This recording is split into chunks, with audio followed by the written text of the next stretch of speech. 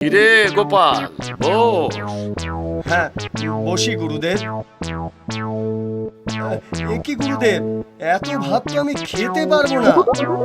এ হে হে হে হে, এ তুই কি করলি রে গোপাল? কি আবার করলাম গুরুদেব, অতটা ভাত খেতে পারবো না, তাই ওই থালায় তুলে দিলাম।